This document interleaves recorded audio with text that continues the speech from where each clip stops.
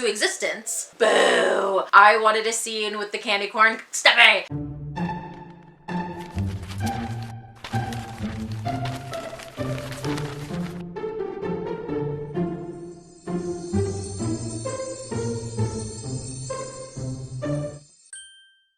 Merry meet, my fellow bookish witches. Welcome to Witchy Reads, a place where we talk about books and other bookish things. Welcome to the second vlog of my Nonsensical Naughty November series. I hope you enjoyed my last video. It was definitely, in a word, interesting. If you're interested on learning exactly what this vlog series is about, I highly recommend going back and watching my first video in the series as I explain a little bit more about what it all entails. I have two new books for you. The first is Holy Knit by Deborah Alexander. This is a contemporary paranormal romance that would be considered a novella. It is about a woman who discovers her grand's old knitting basket comes to life and knits her a man. I slowly started to be seduced by him, like he started to seduce me. The second book I will be reading is Corny by Sabrina Cross. This one is about a woman who accidentally summons a demon who ends up inhabiting a crocheted stuffed animal. This is also a paranormal romance, but sapphic. Name something you might hurt yourself riding on. Oh, Lord. You know what I'm thinking? I think you can see where the similarities lie with these two. I am going to start with Holy Knit first. It is the longer of the two. I feel like I might enjoy Corny a little bit more since I feel like I am going to enjoy the lore in that story. I do hope that there is enough space within the story to create an overarching tale. I do know that it is a first of a series, and I'm really hoping it can stand on its own without having to continue on with the series. I'm just gonna go ahead and get to reading Holy Knit and let you know what I think next time. Let's get it on. I have finished Holy Knit. When I tell you that book shocked me, I am not kidding. It is completely different from what I expected. I'm expecting like a cute story. There's going to be smut, but it will be cute. This book takes such a dark turn.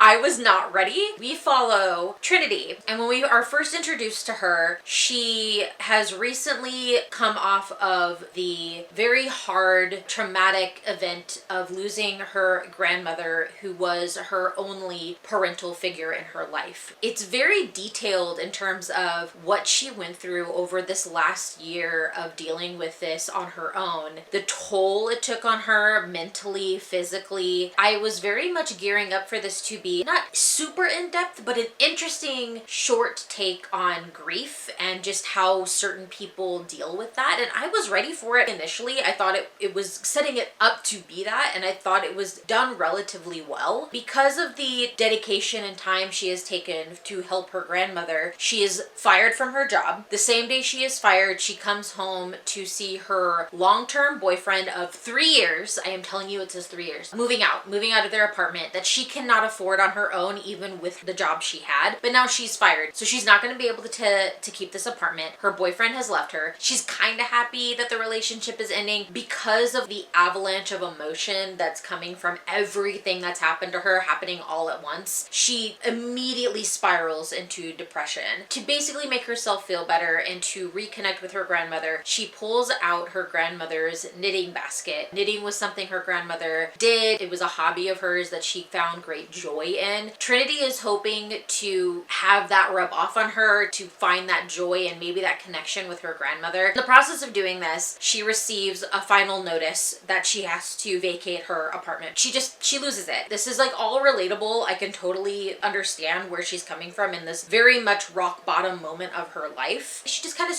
puts it out in the universe that she needs help. The knitting needles from her grandmother's basket just take it upon themselves to begin knitting. They're knitting and knitting and knitting. I don't understand how people in stories just don't immediately lose their minds when stuff like that happens. I don't know how they remain calm. Maybe I'll give her the benefit of the doubt. She's in a dark place already. She's probably just, this is just stress. I'm imagining this. And then she does freak out. The way this is described is the knitting needles kind of do this thing where they pause for like a second, look at her, and then they just like feverishly start knitting. That cracked me up. There are moments like that in the book that just cracked me up. Just bizarre. Made me cackle. There are puns in this book. Oh my god. She watches them do this and she decides, well, if it's a demon, I want to at least arm myself. So she goes and gets a pan from the kitchen. But what she isn't prepared for is when the needles stop knitting, it is the shape of a man. And then the man begins to inflate, almost like he is a Build-A-Bear. He is technically made of knitting. He is knitted. As he inflates, you can't really tell that he is made of the yarn anymore. The skin legitimately looks like skin. This is mentioned so many times in the book because the author needs you to understand that she is not effing a guy that is made of yarn. Technically, yes, he's made of yarn, but he doesn't look like he's made of yarn, just so you know. I really don't think it needed to be driven home that much. I got it. He looks human. He can pass as human. Suspension of disbelief? It's there. He comes to life. She, I guess, kind of panics. When he appears, he's naked. She knows this. His first question is, what can I do to help you? This character, I was endeared to the man pretty quickly because I do think he comes at it with a sincerity that I appreciated, considering the nonsensicalness of the situation, because she is depressed. She is going through this whole thing. He doesn't offer to completely fix things immediately. He just says, I'll clean your dishes. Your place is a mess. We'll just start with the dishes. That's such an important thing to see. This is a weird book to have this representation in, but I think it's great. When you're in that mindset that you're not able to do anything throughout your day, being able to just do a minor task can feel like such an achievement. He helps her with her dishes. She feels amazing because now that one thing, that one task that she has eluded has been taken care of. Because she feels a lot better, because he helped her, she rewards him by immediately jumping his bones.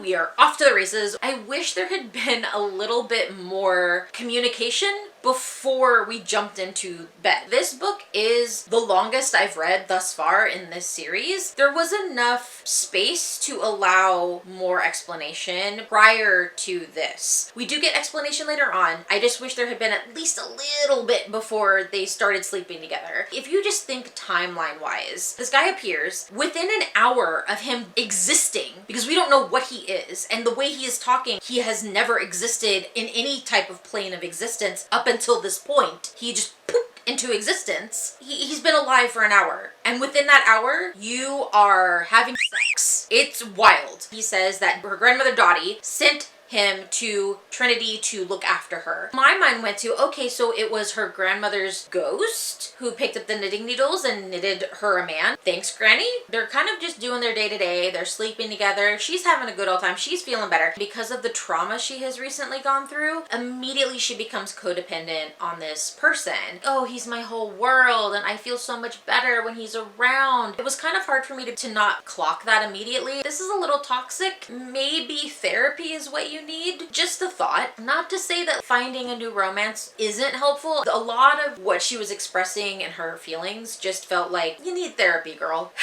There's still also the issue of her being kicked out of her apartment. She works at a coffee shop, but she doesn't make the money to pay off her back rent to not be evicted from her apartment. Her ex-boyfriend, Jackson, appears at her work, yells at her, what are you doing? I'm still on the lease. You're being evicted. That's going to affect me as well. How could you let this happen? Oh, the audacity of you. You left her high and dry. I don't know what you expected to happen. You were together for 3 years. You know her financial situation. I'm pretty sure you were aware she got fired. Even without getting fired, she couldn't afford the apartment without you. Yeah, I hated the ex-boyfriend. He leaves. She goes home and she spends this evening with her knitted man. They decide he needs to come up with a name. She comes up with the name Grayson. He likes that name, so his name is Grayson. In this moment, her ex-boyfriend appears. She didn't change the locks either when they broke up. He just appears, walks into the apartment, says, I went and paid the back rent, and since I did that, my name is still on the lease. I want to move back in here and you need to move out. He basically doesn't care that she's there with some other guy. You can take your F-boy and get out of here. Grayson stands up, tells Trinity, I will take care of him and you will never have to worry about him again. The moment that those words left that character's mouth, I was like, is he gonna murder him?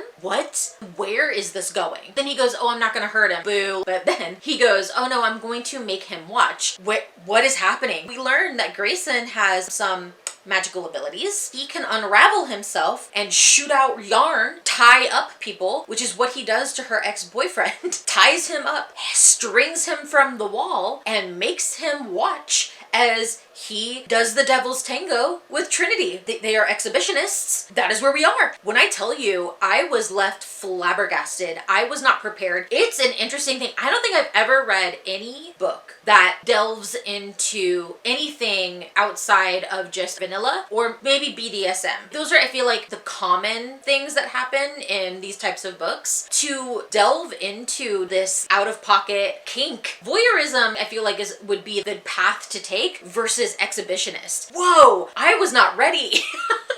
I was impressed. That's where the book went. Then I'm just thinking, as this scene is going on, what are they gonna do? At this point, maybe I will get what I thought was going to happen. Are they going to murder him? How do you get out of this situation? You have assaulted and battered this person, forced them without consent to a sexual situation. It was a lot. But not to worry, because Grayson has the ability to erase memories, apparently. We still don't know what kind of being he is. Trinity has guessed demon, guardian angel, or golem. I feel are all valid assumptions at this point. He erases her ex's memory. You will leave her alone. Never come back here. It's like, okay, cool. I'm out of here. He's no longer a problem. At this point, you're just, okay, well, what's the catch here? Is there another obstacle that they're going to have to face? We do learn that technically what Grayson is a guardian angel, or like guardian angel adjacent. What he calls himself is a guardian. The way it's worded is that they are not of heaven or hell. They are very neutral beings. They are simply there to help humans get through life, but then also when their life ends, to take them to the next stage of that process. This is how I guess he was introduced to Dottie, and Dottie told him to meet up with her, but then there's a little bit of confusion because then he says, I was watching you prior to your grandmother's death because I was your assigned guardian. That voice that you heard on that bridge that night where you were contemplating ending your life, a voice told you not to. That was me. Plot-wise, in terms of how the timeline works, was very confusing at times. She also kept forgetting certain details that she had set up prior, and then they would change. For example, with the ex-boyfriend, it mentions that they were together for 3 years, but then later on in the book it says 2 years. It's just minor things that it seems that she just forgot and didn't think to double check what she had written before. Same thing happens when the Guardian Council comes, which is the new issue, in that Grayson was only supposed to stay in this knitted human form for 48 hours to make sure that Trinity was okay. But then he has to go back to being a guardian. They said that he had 48 hours, but then later on it says that he was only supposed to have 24 hours. I feel like it was just a situation where she didn't verify what she had written before and then just kept going. That's a problem. That's a huge problem. If you're gonna set up certain rules or certain details, you need to make sure those details are consistent. She just didn't. It is 155 pages. There is no reason why you couldn't go back and verify what you had written previously. Trinity overhears the Guardian Council tell Grayson that he has to make a decision. Stay and be human and powerless, or he can go back to being a guardian. This is where I say the codependency and needing therapy really comes into play. Grayson makes it very clear to her, I choose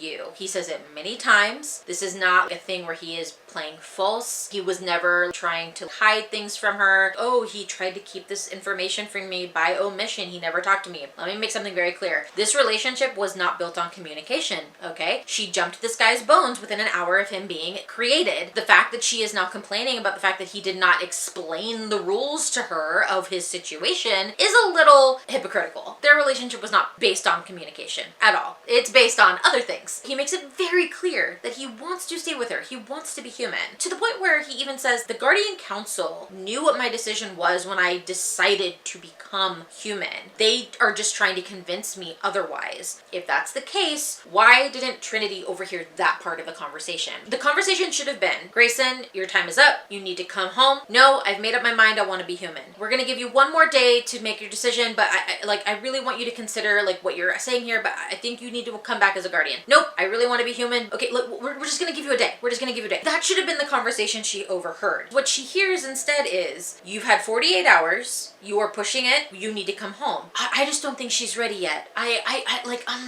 I think I need to stay. Okay, we'll give you one more day, but then you need to decide if you want to stay and be human or if you want to come back and be a guardian. Okay, yeah. If I was her, I would be doubting that too, because it very much seems he's saying, ooh, she's still a little crazy. She's still on the precipice, if you get my meaning. It should have been that he was very much advocating for him wanting to be human and had nothing to do with her. I get where her insecurities come with that. However, after the 50th time that he has convinced her that he wants to be human, she needs to give it up. A lot of the pages after that deal with her being insecure. He shouldn't be human. Being human sucks. I agree. If you have the choice to be a magical being and being a human, like, be the magical being. She's like grappling with this, and then in the middle of this, she starts fantasizing about the naughty moments that they've had together. I feel like it's a way to just double up on those scenes, which is really funny to me. During one of these moments where she's having these flashbacks to a naughty scene that they had when they strung up her ex-boyfriend and made him watch, she mentions, oh my god, does that make me a voyeur?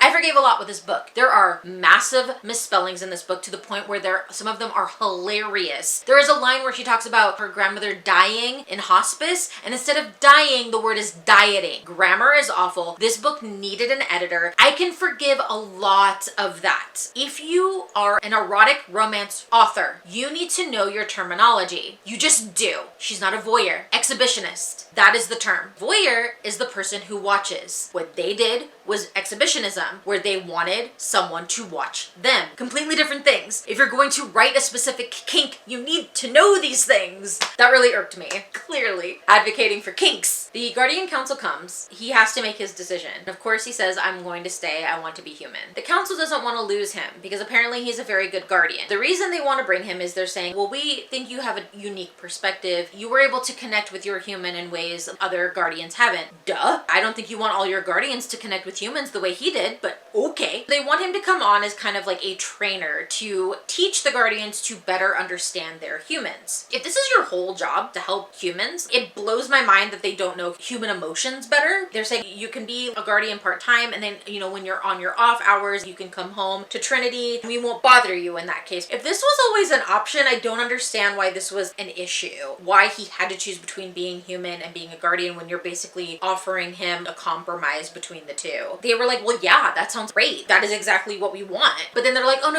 you misunderstand. We want Trinity to be a guardian as well. She was like, oh yeah, well, okay, I'm on board. We then get a jump to a year later. We see them in their roles as guardian trainers, I suppose. There's a moment where Trinity is with another guardian and she's trying to teach him to tap into the human emotions. And there's this girl who's going through it, basically being in the same position that Trinity was in, where she's contemplating ending things. This guardian taps into her emotions and Trinity's there to help him, and he's able to do it and prevents her from doing anything that she would regret. I think that's all great, but then it's very much ruined by the fact that Trinity slips away. She's like, well, maybe I need to give them space because I don't necessarily want to see him turn into a human to be with her. Okay, when you're discussing topics like that, like unaliving yourself, I feel like that it's inappropriate to have that be a turn on or something to be sexualized, because that felt very much what that scene was doing. That was disappointing. I don't think it was necessary to see them actually doing the guardian training. It's explained.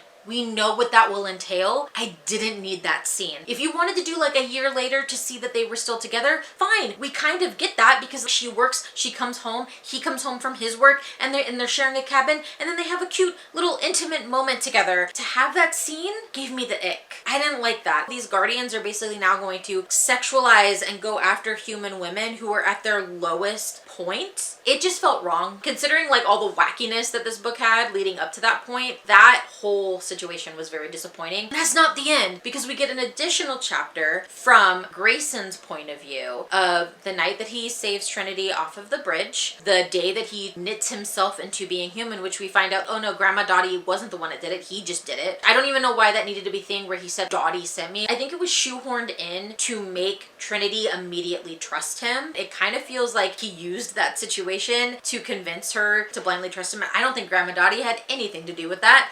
I don't believe you now, which is sad considering I thought that character was pretty decent. Now I feel like he manipulated her. The official ending is basically that same scene of them ending their day as guardians and being intimate with each other, but it's now from Grayson's point of view. And that's the book. It was a lot. I felt like I got whiplash on a lot of things. We went from being depressed to being horny to being seduced. It was a lot. There were parts it made me cackle. There were other moments where I'm just, what are we doing here? That was the most wild experience I've had with a book in a while. Next. The next book for this vlog is Corny by Sabrina Cross. This one also deals with a possession of a crocheted stuffed animal, so we'll see how that compares with Holy Knit. The differences, and I think what'll be really interesting to see, is that this is a sapphic smutty book. I feel like there aren't a lot of books that deal with the inanimate object possession narrative plus sapphic. At least I haven't come across a lot. I'm really looking forward to that aspect of it. What am I hoping for? I am hoping for a more, I think, lighthearted narrative in comparison to what Holy Knit gave me. I want less needing therapy and more just fun. Not to say there were moments I had fun with Holy Knit. I don't know. I want a little bit more lightheartedness. That is what I am hoping for with Corny, given the title and what it's about. I'm really hoping that that is the case. I guess I have to go and start reading that, and I will come back with an update once I do.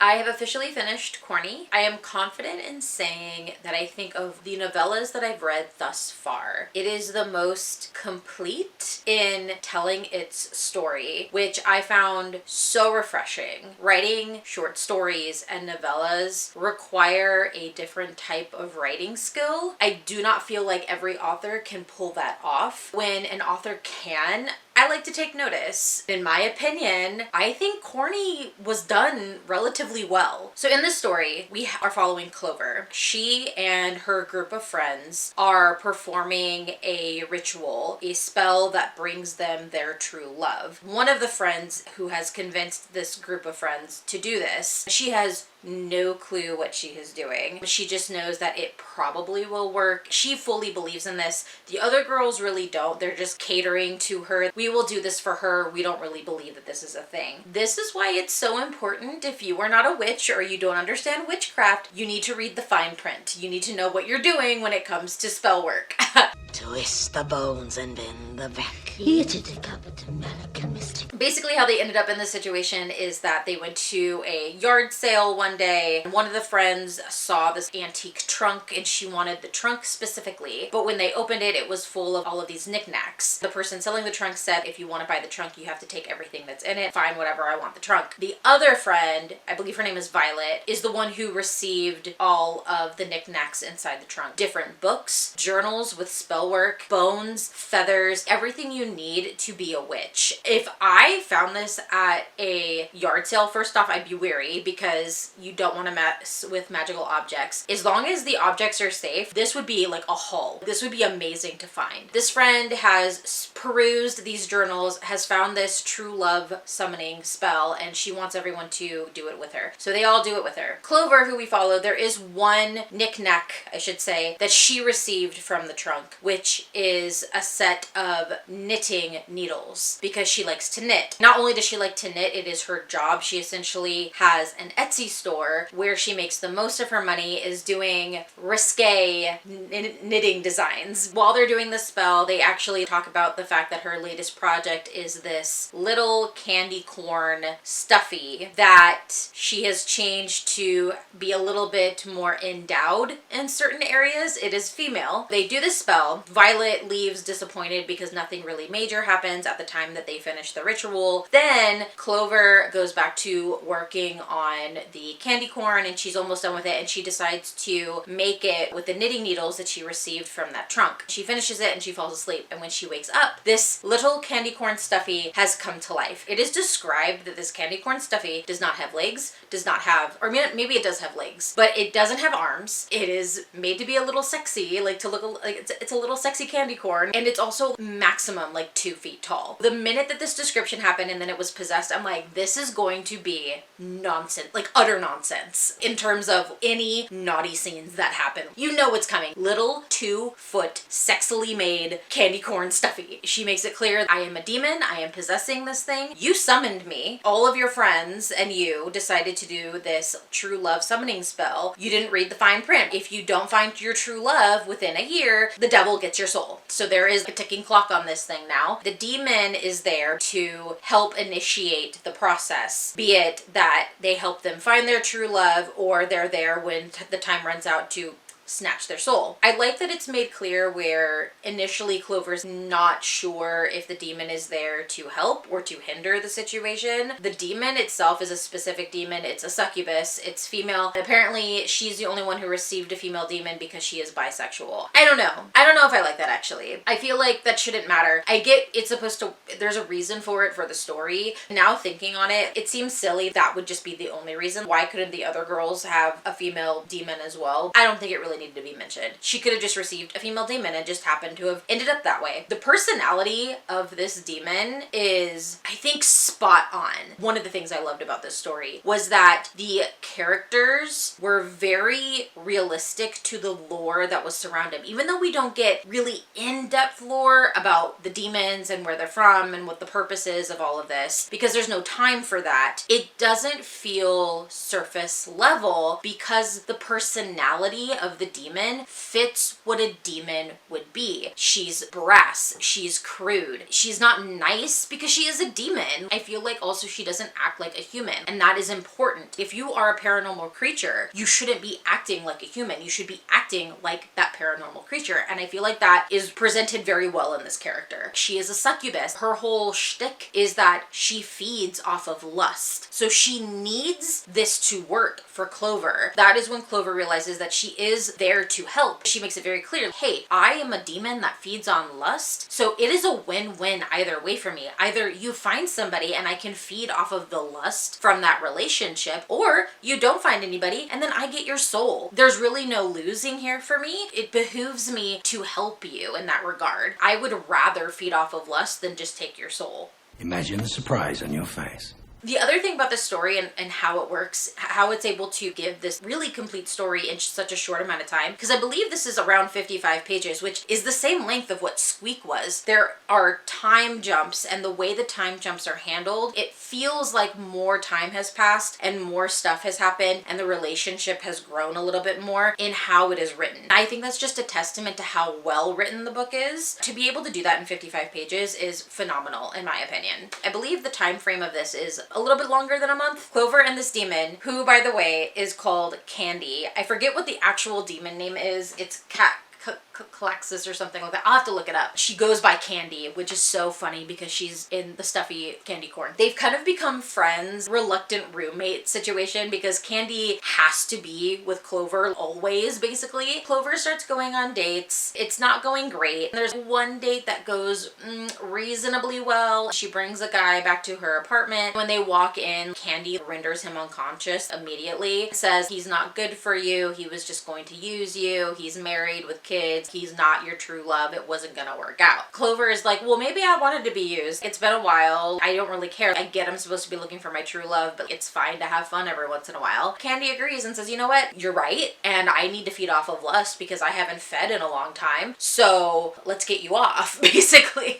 Clover takes care of herself initially. Candy enjoys that. And then it's kind of awkward between them for a little bit. Clover falls asleep one night and Candy enters her dreams. Candy appears to her in her true demon form, which is sexy demon lady. Starts doing a naughty scene, but it's within Clover's dream. And I was like, boo, boo. I wanted a scene with the candy corn stuffing. But then Clover wakes up and she's all hot and bothered because the dream and everything. Then Candy's there and she's like, use me. And it's the candy corn stuffy. So she does. I was like, yes, that's what I wanted. I wanted that nonsense and I got it and I was so happy. Logistically, it works, but that does not mean it is any less nonsensical. After that moment, it's made it clear that they get into a routine and they're friends with benefits in a way. Then one day, Clover realizes maybe she's my true love. When she comes home, the candy corn stuffy is now empty. Candy is gone because she has fulfilled her duty to this spell. Clover has found her true love, which is Candy. That is a problem because now she is without her true love and she wants Candy to come back. Fair, obviously, of course. She gets all the girls to come back, and this time they are summoning Satan himself to get Candy back. So they do. She basically is like, hey,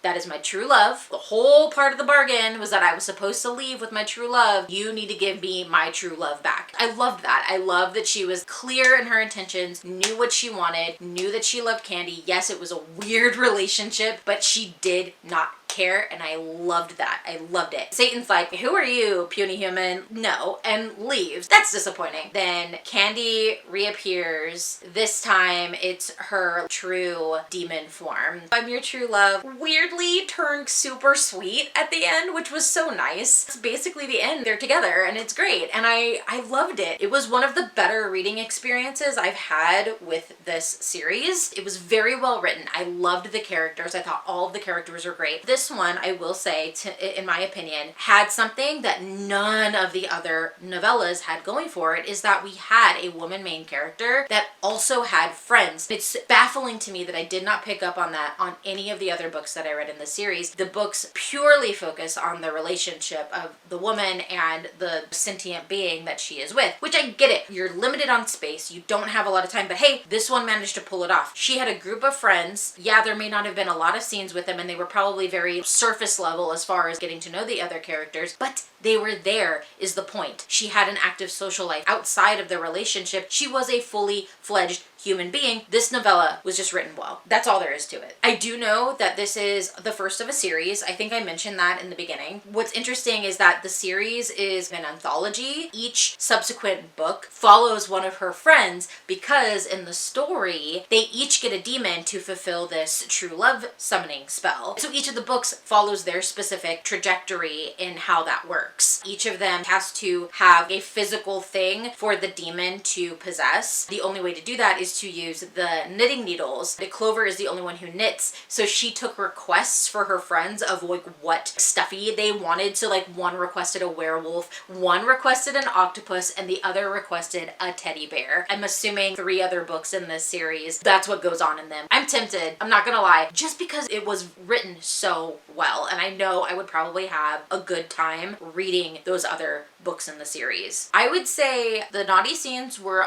definitely hot and heavy, more so than previous books. I wouldn't say it's like super naughty, like super extensive. Like I wouldn't say it's not breaking any new ground as far as that's concerned. Decently high nonsense factor just because of what creature is possessed. It's to me, it's hysterical. I had a great time. I feel like that is what matters the most.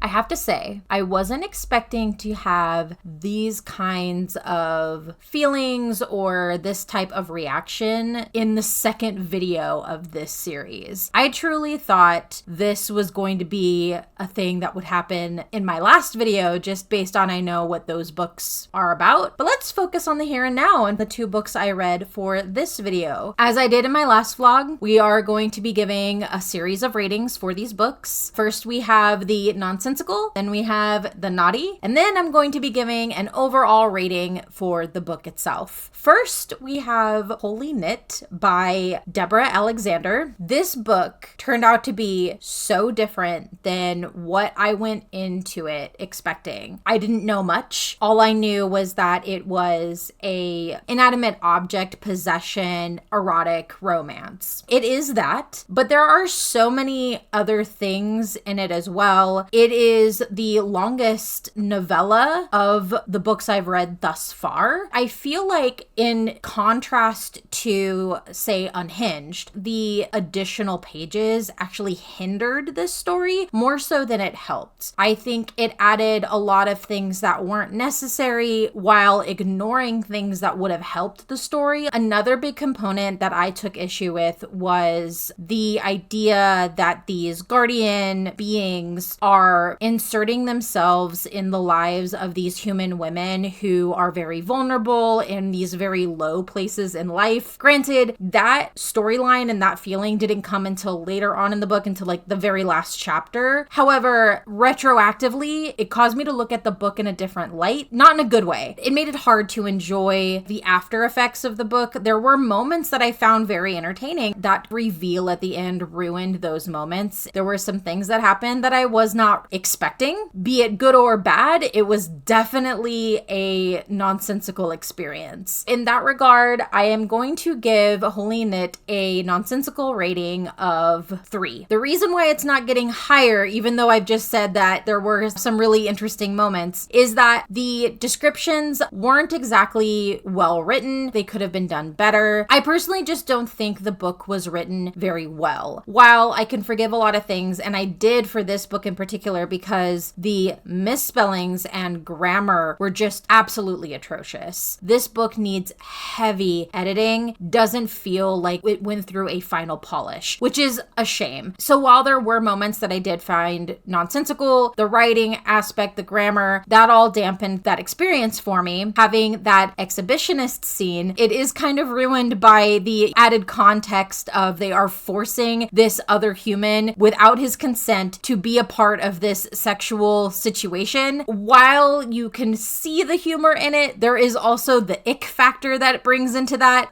I was just left speechless because I really did not see them getting out of that situation without repercussions. But you know, best way to do it is to give your magical guy a power to erase memories and all as well. For the naughtiness rating, I am going to be giving it a 2.75. The writing could have been better. I think there were a decent amount of naughty scenes in the book. I don't think it needed to have more or less really. But aside from including that exhibitionist scene, I didn't feel scandalized, nothing to make me blush. For the naughtiness rating, you just need to be able to bring something to my reading experience, and I don't feel like this book did. I think it's a little below mid. I do not think the naughty scenes were anything to be shocked over. The overall rating for the book, I am rating this book 1.5 stars. The writing, the grammar errors, the overarching plot point of seducing women that are contemplating unaliving themselves was just an added ick factor that really overshadowed the rest of the story. While there are funny moments and there were moments that I enjoyed, it was hard to look past that once that was exposed in the story. Do I recommend this book? If you're wanting to just say, hey, I read this, go for it. I wouldn't in good conscience recommend this as something good. If you are a reader of the erotica romance genre, I do not think you are missing anything by skipping this one. Next we have Corny by Sabrina Cross. This was such a polar opposite experience from Holy Knit. Actually way sweeter than I expected. I loved that for the story. I loved that it was sapphic. I loved that the woman main character was bi. I related to the character. What's brilliant about this one in particular is that it is 55 pages, shorter than Holy Knit, and yet it felt like a complete story. It did not feel like anything was missing. I thought the pacing was great. The way the author utilized the time jumps was, I think, masterful. It never felt like it was going too fast. It felt like a correct amount of time had lapsed for the relationship to grow. Novella writing is a very niche writing style. You need to have particular writing experience, I feel, to write novellas well. Be able to condense a story that is still enjoyable in a shorter amount of space. I think Sabrina Cross did it amazingly with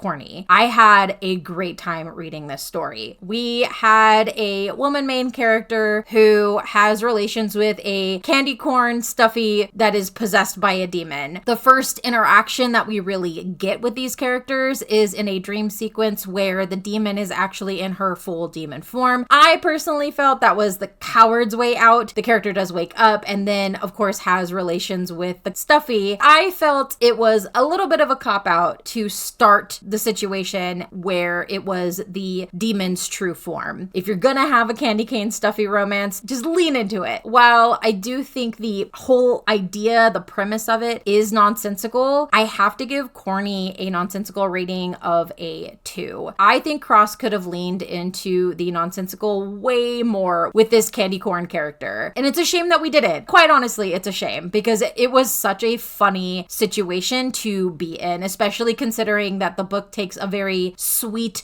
romantic route where these two fall in love and become each other's true love. For the naughty rating, I am giving Corny a rating of 3.5. I think the naughty scenes were very well written. They were very descriptive, even though, again, there was nothing super crazy in terms of kinks or things that might make others clutch their pearls. I do think it was written very well, and because of that, it made those naughty scenes memorable. For the overall rating for Corny, I am rating it 4.25 stars. It was a very well written book. It was well paced. And then within that 55 pages, she managed to tell a complete story. Not only tell a complete story, but set up the remainder of her series to be able to encompass all of that in such a short amount of space. Takes master at writing novellas. I had a great time with it. I am glad that I picked it for this vlog series. If you like reading erotica romance, this was a cute little sweet fun novella. I don't want to say I've peaked as far as the nonsensical naughty, considering what is coming in the next vlog that I'm planning. I will say this was probably the most shocking of the book couplings that I am reading for this series. I am enjoying that I'm kind of expanding my bubble, as it were, as far as what books I read and what genres I'm willing to pick up. Delving into this niche erotica romance genre has been an experience. Despite the slight flaws that I'm encountering, I'm having a decent time with it. But I am curious if anyone else has read Holy Knit or Corny. If you have, I would love to hear from you, your thoughts on these books. Go ahead and leave a comment below. If you enjoy my videos and would like to support my channel, the best way to do that right now is to like this video, subscribe to my channel, and share any videos that you particularly like. It really is a huge help, and I greatly appreciate it. Also consider hitting that bell so that you're notified for my final video in this vlog series. Until our next chapter together, merry part and blessed be.